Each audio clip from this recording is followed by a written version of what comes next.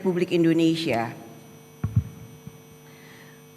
Bapak Haji Prabowo Subianto.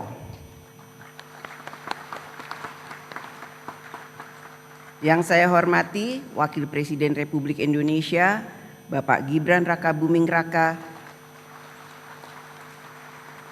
beserta Ibu Selvi Ananda Putri. Yang saya hormati Presiden Republik Indonesia ke-6, Bapak Profesor Dr. Honoris Causa Haji Susilo Bambang Yudhoyono MA. Yang saya hormati Presiden Republik Indonesia ke-7, Bapak Insinyur Haji Joko Widodo. Yang saya hormati Wakil Presiden Republik Indonesia ke-6, Bapak Jenderal TNI Purnawirawan Tri Sutrisno. Yang saya hormati Wakil Presiden Republik Indonesia ke-10 dan ke-12, Bapak Dr. Andes Haji Muhammad Yusuf Kalla. Yang saya hormati Wakil Presiden Republik Indonesia ke-11, Bapak Profesor Dr. Haji Budiono BSc MEC. Yang saya hormati Wakil Presiden Republik Indonesia ke-13, Bapak Profesor Dr. Honoris Causa Kiai Haji Ma'ruf Amin. Yang saya hormati Ibu Dr. Honoris Causa Dr. Randa Hajah Sinta Nuria Abdurrahman Wahid M.Hum. Yang saya hormati Ibu Hajah Soraya Hamzahas. Yang saya hormati Ketua Majelis Permusyawaratan Rakyat Republik Indonesia, Bapak Ahmad Muzani dan para Wakil Ketua MPR RI. Yang saya hormati Ketua Dewan Perwakilan Daerah Republik Indonesia, Bapak Sultan Bahtiar Najamuddin dan para Wakil Ketua DPD RI. Ketua Badan Pemeriksa Keuangan Republik Indonesia, Ibu Dr. Insinyur Ismayatun CSFA CFRA dan Wakil Ketua BPK RI. Ketua Mahkamah Agung Republik Indonesia, Bapak Profesor Dr. Haji Sunarto. Ketua Mahkamah Konstitusi Republik Indonesia, Bapak Dr. Suhartoyo SH.MH. Ketua Komisi Yudisial Republik Indonesia, Bapak Profesor Amzulian Rifai SH.LMM PhD. Para Wakil Ketua Dewan Perwakilan Rakyat Republik Indonesia. Dan yang saya hormati, para Ketua Umum Partai Politik yang saya sayangi dan saya cintai, Ketua Umum Partai Demokrasi Indonesia Perjuangan, Ibu Profesor Dr. Honoris Causa Haja Megawati Soekarno Putri, atau yang saat ini diwakili saya keberadaannya.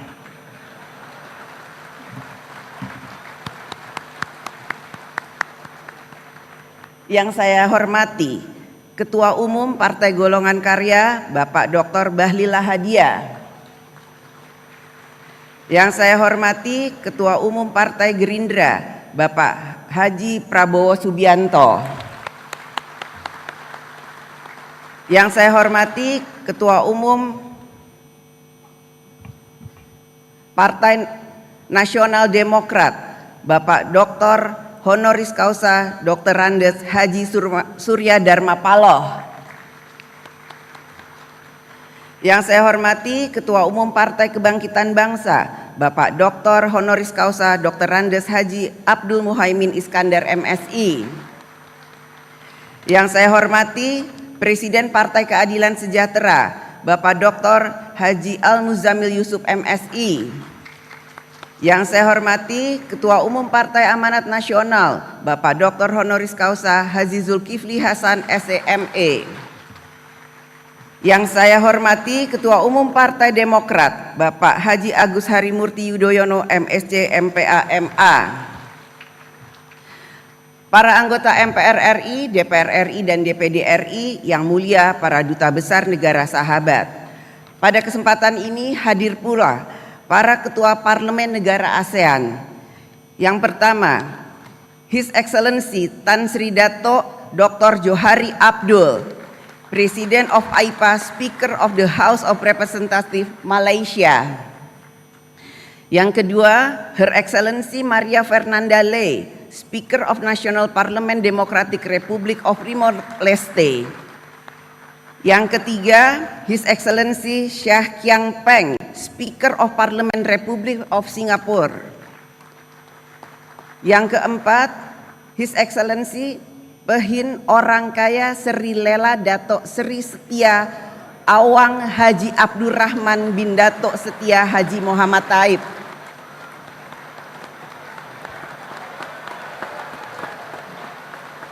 Speaker of Legislative Council Brunei Darussalam.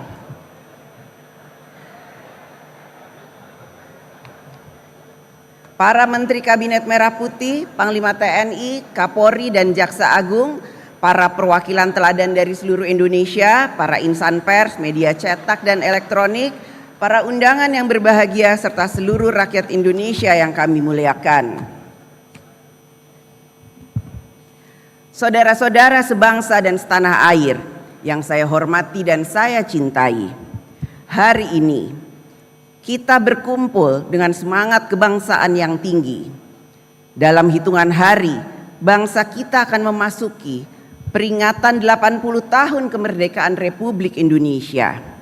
80 tahun kita berdiri sebagai satu bangsa, satu tanah air yang dipersatukan oleh bahasa persatuan, bahasa Indonesia.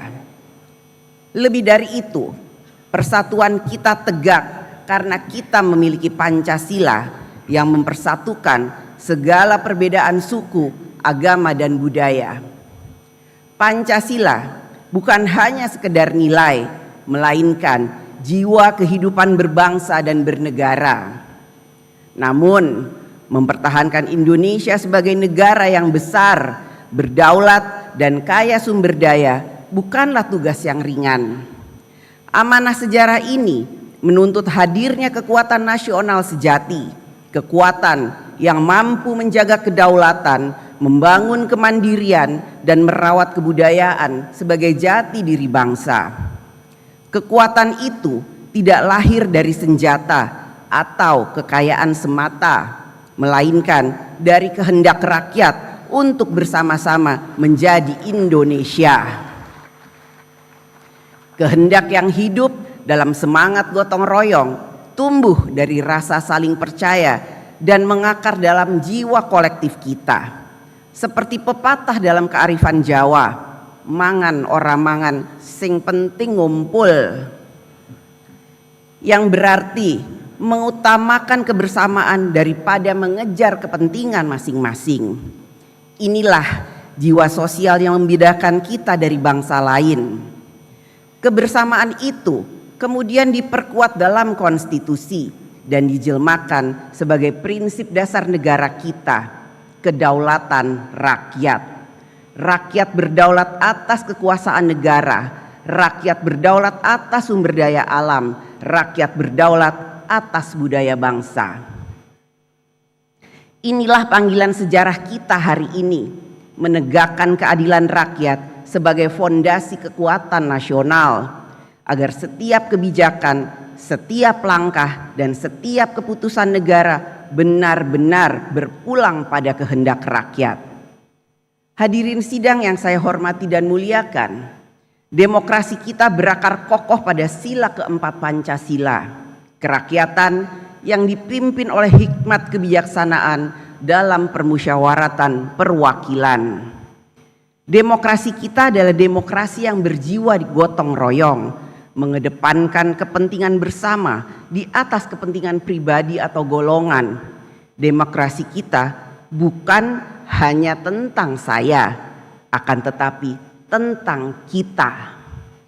Kita yang berdaulat, kita yang sejahtera, dan kita yang berkebudayaan.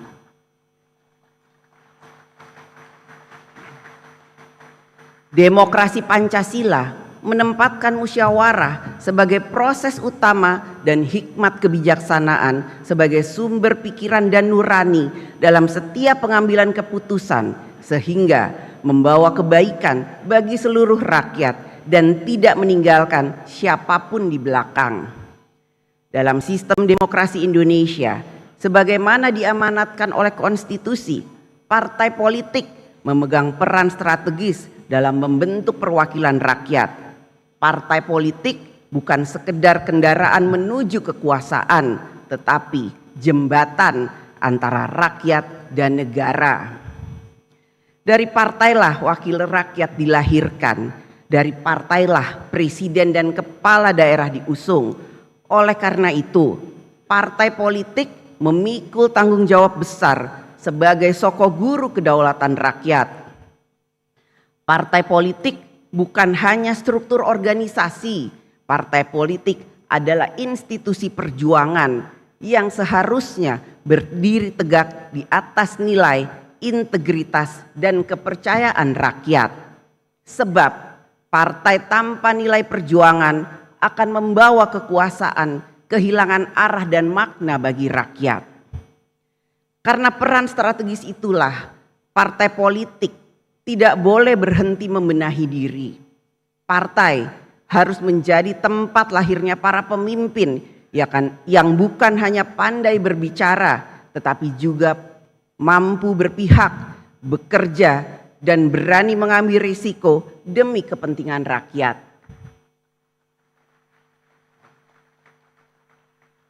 Namun, keberhasilan partai politik dalam menjalankan perannya sangat bergantung pada sistem yang menjadi wadahnya.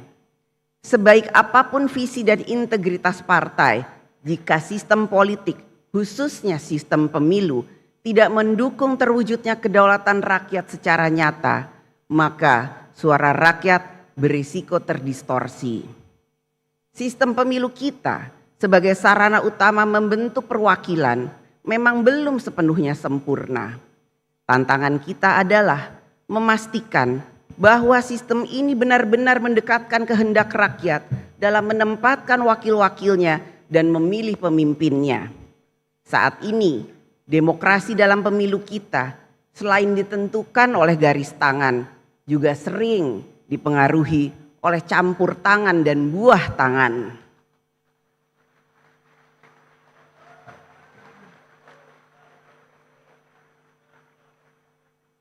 Kita semua memiliki garis tangan, nasib dan kesempatan yang diberikan oleh Allah Subhanahu wa Ta'ala, Tuhan yang Maha Esa. Tetapi tidak semua dari kita memiliki kemampuan yang sama untuk ikut campur dan memberikan buah tangan dalam menentukan arah demokrasi. Inilah kritik sekaligus otokritik terhadap demokrasi dalam pemilu kita. Kita harus terus memperbaiki dan menyempurnakannya. Sebab demokrasi yang kita cita-citakan bukanlah demokrasi campur tangan dan buah tangan, tetapi demokrasi yang memberi kesempatan setara bagi semua warga negara. Marilah kita bangun demokrasi yang menghidupkan harapan rakyat.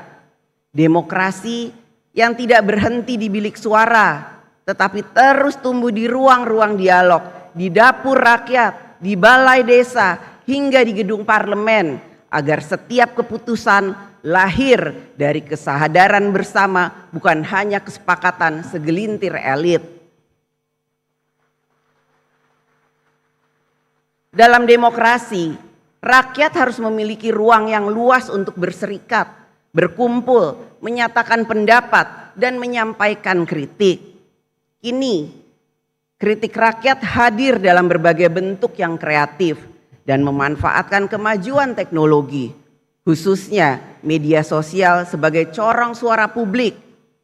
Ungkapan tersebut dapat berupa kalimat singkat seperti kabur saja dulu, sindiran tajam, Indonesia gelap, lelucon politik, negara Konoha, hingga simbol-simbol baru seperti bendera One Piece dan banyak lagi yang menyebar luas di ruang digital.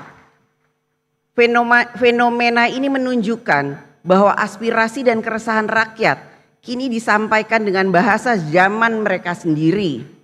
Bagi para pemegang kekuasaan, semua suara rakyat yang kita dengar bukanlah sekedar kata atau gambar. Di balik setiap kata ada pesan. Di balik setiap pesan ada keresahan, dan di balik keresahan itu ada harapan.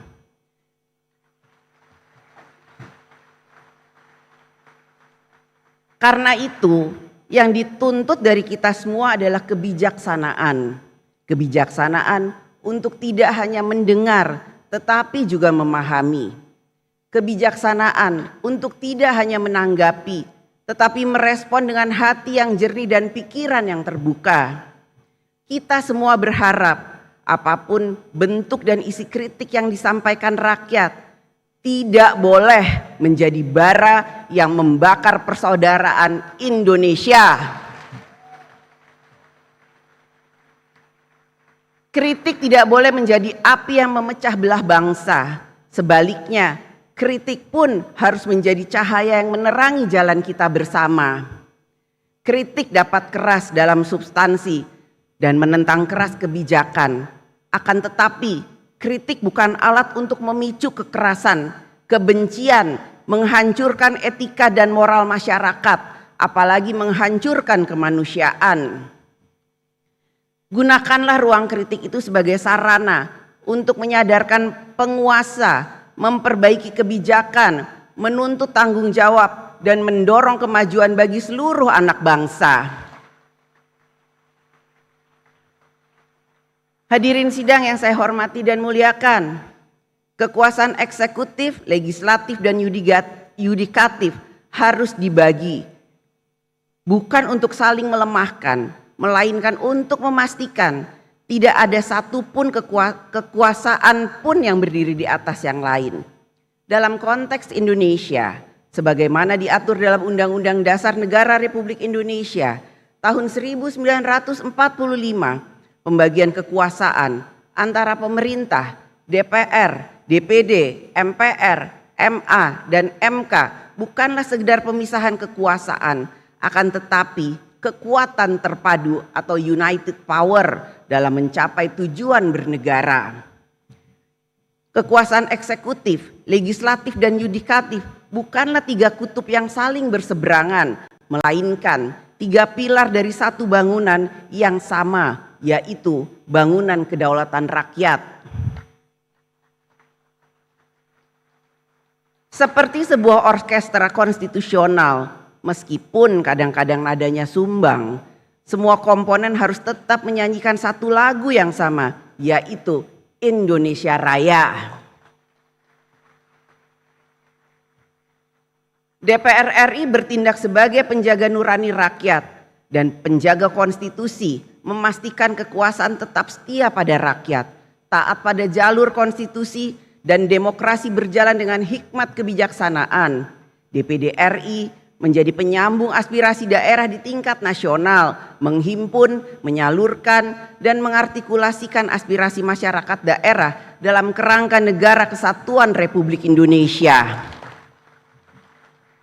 Mahkamah Agung dan Mahkamah Konstitusi merupakan penjaga supremasi hukum sekaligus bagian dari sistem demokrasi yang beradab yang menjalankan kewenangannya secara konsisten tanpa melampaui batas wewenang yang telah diatur konstitusi. Oleh karena itu, DPR RI dalam menjalankan fungsi legislasi, pengawasan, dan anggaran bukanlah bertujuan untuk melemahkan pemerintah. Sebaliknya, fungsi-fungsi itu dijalankan untuk memastikan bahwa setiap kebijakan pemerintah berpihak pada rakyat serta selaras dengan konstitusi. DPR RI dan pemerintah adalah mitra konstitusional dalam menjalankan amanat Undang-Undang Dasar Negara Republik Indonesia 1945 dan seluruh peraturan perundang-undangan yang menjadi pedoman kehidupan berbangsa dan bernegara. Hadirin sidang yang saya hormati dan muliakan, kekuasaan selalu bersinggungan dengan realitas politik, gejolak sosial, tekanan ekonomi, dinamika global, dan berbagai tantangan lain yang hidup di masyarakat. Karena itu, kekuasaan bukan sekedar urusan organisasi atau kewenangan. Kekuasaan adalah soal bagaimana kekuasaan dijalankan dengan nilai, dengan etika, dan dengan tanggung jawab nyata kepada rakyat. Kekuasaan adalah alat, bukan tujuan. Alat untuk menghapus kemiskinan, memajukan keterbelakangan, dan memberi kepastian hidup yang lebih layak bagi seluruh rakyat Indonesia. Dengan segala sumber daya yang dimiliki, mulai dari birokrasi, anggaran, sumber daya alam, hingga kewenangan, rakyat menaruh harapan besar bahwa negara akan selalu hadir secara nyata. Hadir bukan hanya di baliho, bukan hanya di pidato, tetapi hadir di sawah, di sekolah, di rumah sakit, dan di kampung-kampung yang menanti keadilan sosial. Inilah mandat utama bagi kita semua, para pemegang amanat kekuasaan, baik eksekutif, legislatif maupun yudikatif, yaitu menghadirkan kebijakan negara yang benar-benar melayani dan menyejahterakan rakyat. Bagi rakyat yang membutuhkan kehadiran negara dalam menyelesaikan persoalan hidupnya, menunggu satu hari saja terasa sangat lama. Tetapi bagi kita, para pemangku kekuasaan di DPR RI dan di pemerintah, membahas dan mencari solusi atas persoalan rakyat seringkali berlangsung berhari-hari, berbulan-bulan, bahkan bertahun-tahun. Akibatnya rakyat harus menunggu. Jangan biarkan rakyat menunggu. Negara harus hadir secepat mungkin dalam menyelesaikan urusan rakyat. Pada kesempatan yang baik ini, izinkan kami DPR RI menyampaikan apresiasi setinggi-tingginya atas inisiatif Presiden Prabowo Subianto yang dalam waktu singkat telah menyelesaikan atau merespon cepat sejumlah persoalan strategis dan menyentuh langsung kepentingan rakyat. Di antaranya, pencabutan izin tambang di kawasan Geopark Raja Ampat,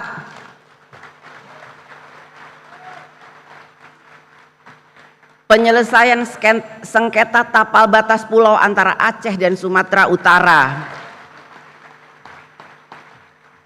kebijakan pembelian gabah petani dengan harga yang layak, dan berbagai kebijakan lain yang dijalankan melalui program Astacita. Respon cepat ini patut diapresiasi karena mencerminkan keberpihakan pemerintah pada kepentingan rakyat. Namun akan lebih baik jika langkah-langkah tersebut merupakan hasil dari perencanaan matang dan cermat sehingga menjadi bagian dari kinerja reguler pemerintah. Kedepan, rakyat tentu mendambakan agar masalah-masalah lain yang berada di luar kemampuan mereka dapat diselesaikan pemerintah dengan cepat. Tugas kita bukan hanya membicarakan harapan rakyat, tetapi juga mewujudkannya. Pemerintah dalam menjalankan kekuasaannya harus senantiasa mawas diri, sebab kekuasaan sejatinya adalah untuk melayani, membantu, dan memberdayakan rakyat. Kekuasaan bukan untuk menakuti rakyat, melainkan untuk menyelesaikan urusan rakyat, meskipun seringkali urusannya rumit, ibarat cinta segitiga antara aspirasi, anggaran, dan aturan.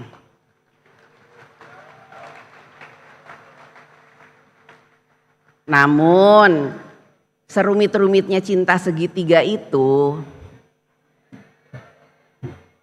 selalu ada saja jalan untuk menemukan solusi yang terbaik bagi bangsa dan negara. Walaupun kadang terasa pedih, kadang patah hati, tetapi ya kita harus move on.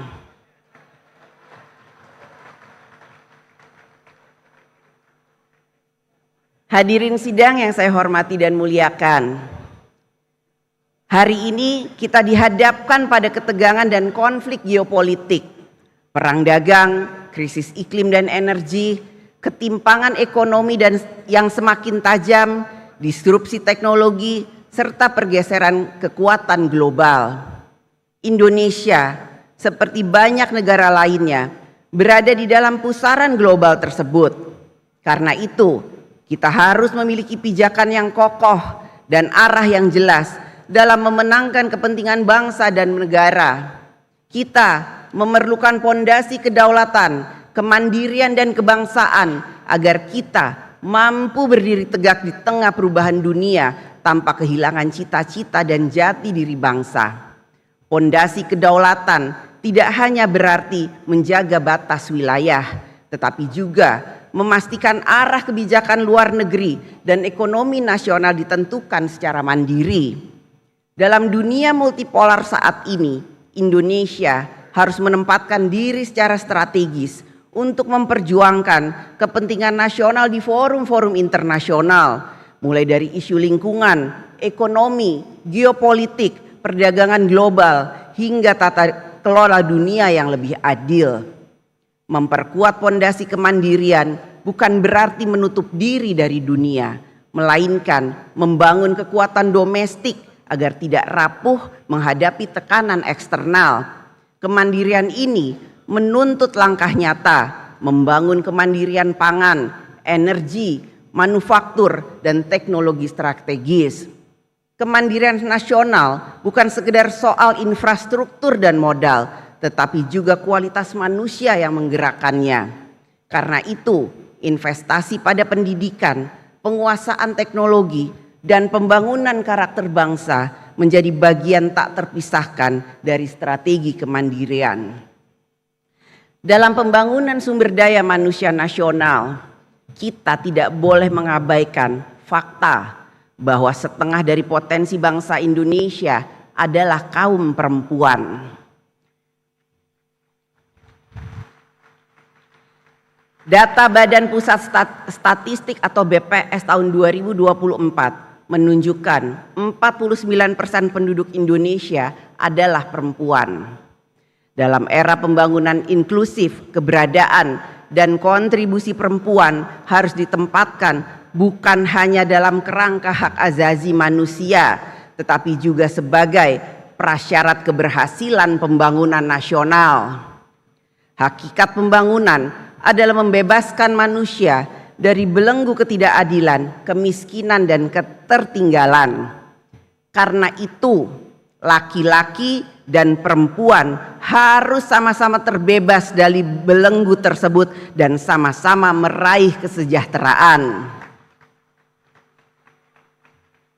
Bukan hanya laki-laki saja atau perempuan saja, tetapi laki-laki dan perempuan yang harus sejahtera.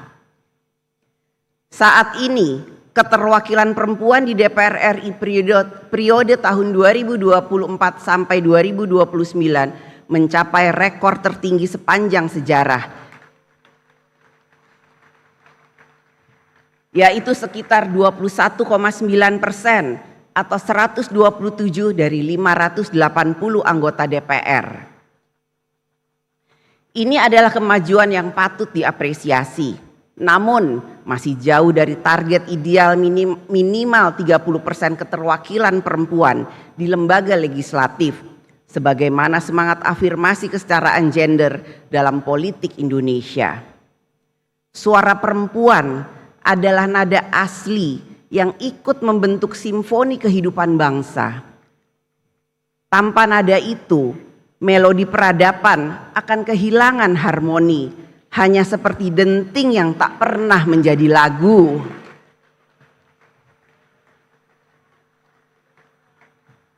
Laki-laki dan perempuan hidup di dunia yang sama, memikul tanggung jawab yang sama untuk membangun peradaban dunia.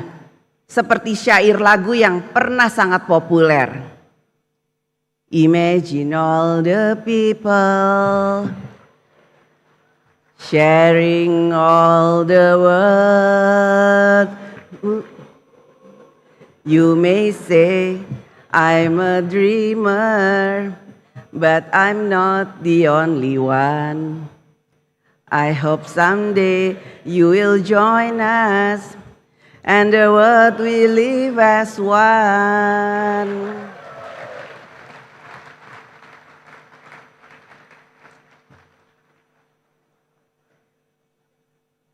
Begitulah seharusnya kita membayangkan tempat di mana perempuan dan laki-laki berbagi ruang, berbagi kuasa, dan berbagi tanggung jawab untuk kemajuan bersama. Perempuan juga berhak menduduki jabatan publik dan negara di semua tingkatannya.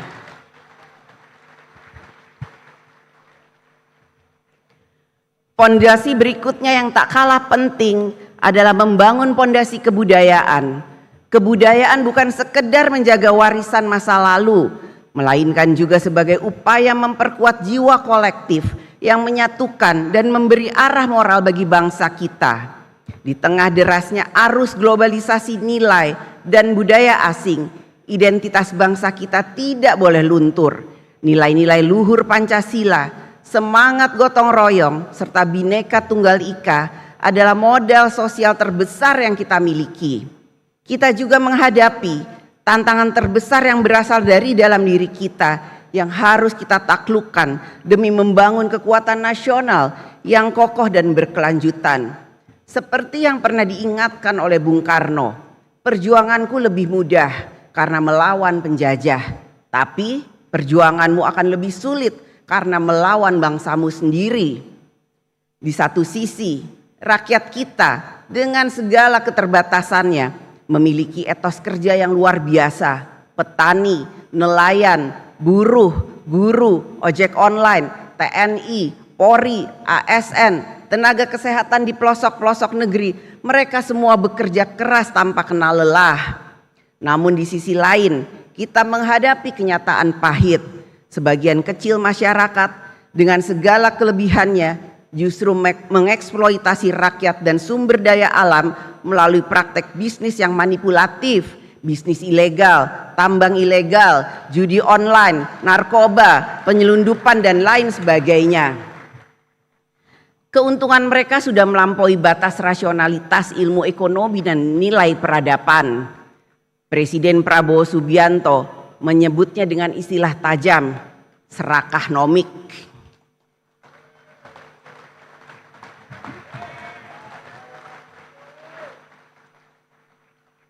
Sebuah perilaku serakah yang merusak sendi-sendi kehidupan berbangsa dan bernegara.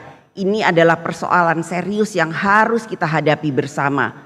Menghadapi tantangan ini, kita membutuhkan pendekatan yang komprehensif, meliputi politik, ekonomi, hukum, budaya, dan komitmen bersama seluruh elemen bangsa. Kita perlu menjalankan transformasi ekonomi dan keadilan sosial yang nyata, penegakan hukum yang tegas dan tidak pandang bulu, serta kerja kolektif dalam mewujudkan transformasi nasional.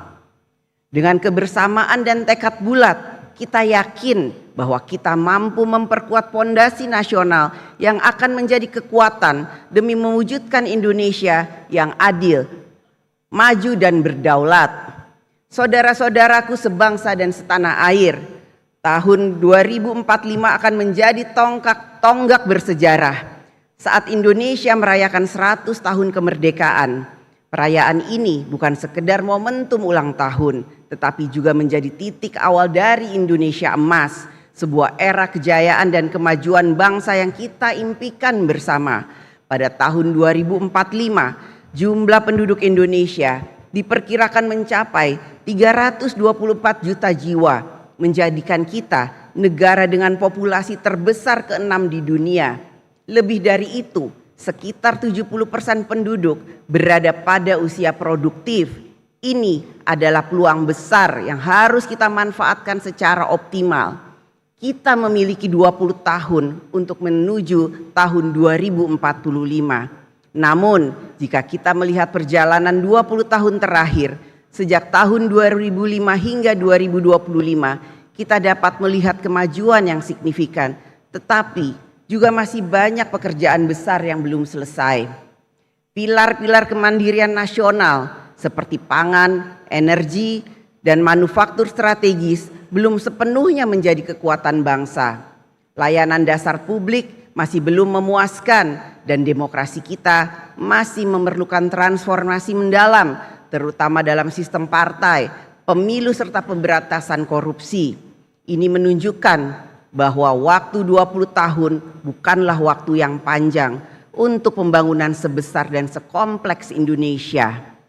Jika kita terus berjalan dengan pola pikir dan sistem kerja lama, mimpi Indonesia Emas 2045 hanya akan menjadi fata morgana yang indah tapi tak pernah akan terwujud.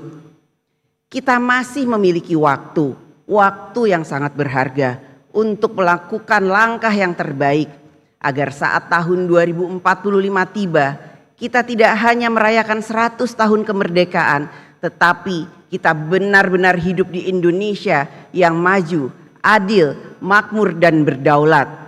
Pemerintahan Presiden Prabowo Subianto saat ini telah bekerja keras menata pembangunan nasional agar tetap berada di jalur yang tepat menuju cita-cita tersebut. DPR RI melalui fungsi konstitusionalnya sebagai mitra konstitusional pemerintah akan selalu ikut memastikan bahwa Indonesia menempuh jalan yang tepat untuk mencapai Indonesia Emas 2045. Hadirin sidang yang saya hormati dan muliakan, mari sejenak kita renungkan bersama. Ketika kita menatap wajah anak-anak di desa dan kota, terdengar suara riang mereka yang penuh harapan, tanpa tahu apa yang mereka hadapi di masa depan. Mereka percaya bahwa masa depan yang cerah adalah hak mereka tanpa syarat. Kepercayaan inilah yang menjadi amanah terbesar bagi kita semua, panggilan anak cucu kita, agar kita mewariskan negeri ini dalam keadaan yang lebih baik daripada yang kita terima. Hari itu bukanlah hari ini. Kata-kata ini mengingatkan kita bahwa kita masih memiliki waktu untuk menunaikan panggilan sejarah, untuk membuat kebijakan hari ini yang akan menjamin masa depan Indonesia yang cerah, bermartabat dan hebat. Mari kita jalankan amanah ini dengan tekad yang kuat, dengan kerja keras tanpa henti dan melayani rakyat dengan sepenuh hati. Jangan biarkan rakyat menunggu, karena setiap hari adalah kesempatan untuk memperbaiki dan membangun Indonesia. Dengan semangat itu, kita akan sampai di era Indonesia Emas 2045, bukan sebagai sekedar harapan, tetapi sebagai kenyataan yang akan kita raih bersama. Hari itu bukanlah hari ini. Kita masih memiliki kesempatan untuk menciptakan masa depan Indonesia yang lebih baik. Indonesia Emas bukanlah mimpi semu, melainkan janji luhur yang kita perjuangkan bersama. Dirgahayu ke-80 Republik Indonesia, Indonesia tanah pusaka, pusaka kita semuanya. Marilah kita mendoa untuk Indonesia bahagia. Merdeka! Merdeka! Merdeka!